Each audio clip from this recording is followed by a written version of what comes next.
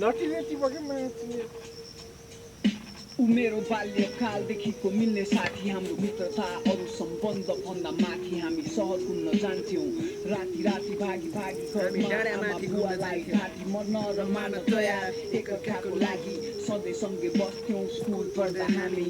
Dubai नजाने यदि एउटा बिरामी जे पनि बाँड्ने हाम्रो राम्रो थियो बानी उसले एक दिन चुरो सल्काइ सोधे ओए खाने मैले भने ताने सँगो छैन माने दिन बित्दै गयो अनि लाग्यो त्यसको बानी बिस्तारै कुलतमा पसियो जानी नजानी गाजा अनि गोटी सामान र पानी यो पछि त्यो त्यो पछि त्यो दामी छ्याप नभए दिन पनि राम्रै नलाग्ने त्यसपछि फेरि कहिले उस्तै रहेनौँ हामी सँगै आज तर म तर तेरो सम्झना यो मनमा छ साथ छोड्ने छैन भन्थ्यौ कहिले तर साथी निकै एक्लो छु अहिले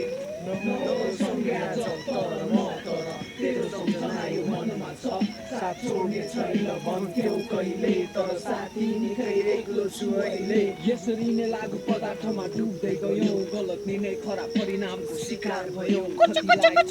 उठ्यौँ कतिलाई ठग्यौँ घरमा आफ्नै आमा बुवासँग जर्थ्यौँ आफैमा लड्यौँ तर खान छोडेनौँ बिस्तारै हामी एकअर्कासँगै बोलेनौँ सोध्ने गर्थे साथीभाइले हाम्रो बारेमा उभिन मलाई एक रति राम्रो लागेन अब सबै त्यागे मैले बाछा गरेँ बाहिर ननिस्की कोठाभित्र सुतेर बसे बिस्तारै म पढाइतिर अघि बढेँ सुन्ने गर्थे ऊ अझै त्यस्तै छ भन्ने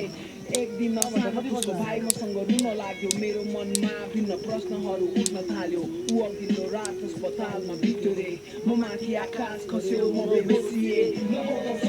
तर म तर तेरो सम्झना यो मनमा छ साथ छोड्ने छैन भन्थ्यौ कहिले तर साथी निकै एक्लो छु अहिले